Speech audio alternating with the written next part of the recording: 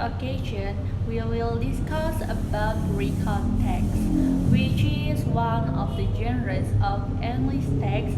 In this material, we will discuss the definition, generic structure, and characteristic of recount text.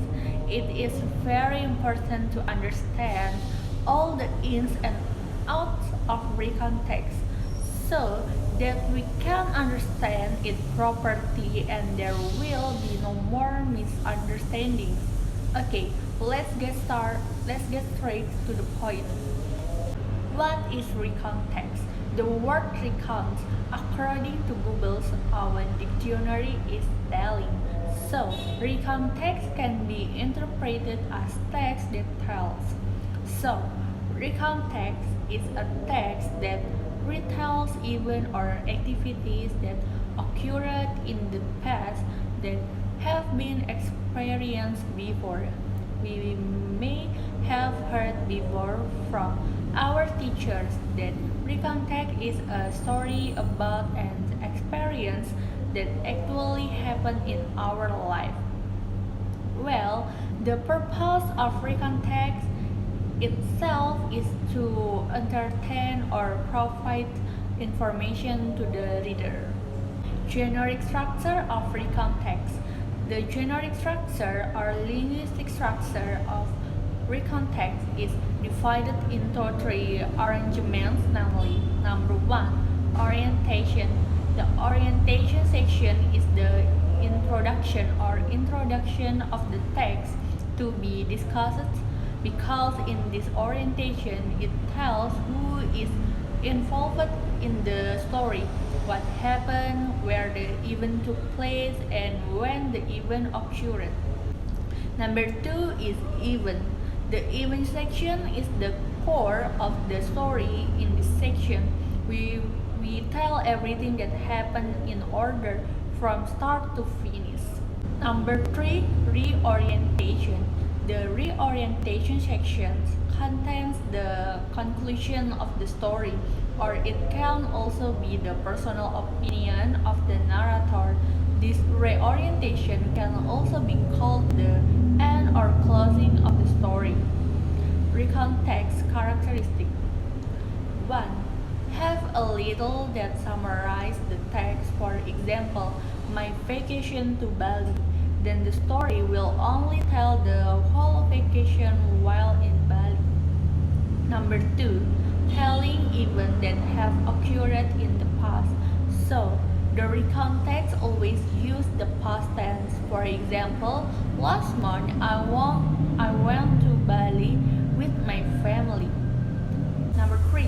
All events that are told must be in sequence.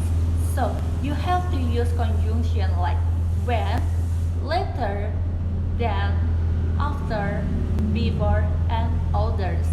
For example, vacation to Santolo Beach. When Idul Fitri holiday, after visiting my parents at Pamenggepuk, Garut, I and my family went to Santolo Beach to refresh our mind after the long time of work. It's rarely to take a vacation because I'm very busy. The way to Santolo Beach is quite good, and the view is really beautiful. On our left and right is full of rice fields and many coconut trees along the way. But when we nearly arrived, there was a long traffic jam, so we hardly to get into the beach. I guess this was because of the Idul Fitri holidays, so people want to go to beach too. Then we just take a walk to the beach because it was not far. Fortunately, the weather was not too hot on the day. After we arrived, the beach was so crowded, but we still enjoyed the time by took pictures, swimming, playing songs, and go around the beach by boat. We stay overnight in the inn that we have read before. We got up so early in the morning that we could enjoy sunrise landscape at the beach, my cousin playing with white sands, and I took a picture of him. A day at Santolo Beach felt so short. We were quite tired for playing a whole day, but we were very happy. The first paragraph is orientation. In this section, the author tries to introduce who the actors in the story are, where they are, and what they will do. Number 2, the second, third, and fourth paragraph are events. These 3 paragraphs contain the sequence of events that they experienced while on the beach of Santolo. Number 3, the fourth paragraph contains reorientation. This paragraph contains a conclusion.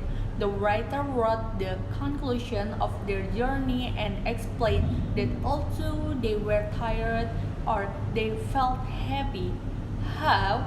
Do you understand what is called recount text and how to make it? It does take time to understand English text, but if you study hard, you can do it. See you in the next video.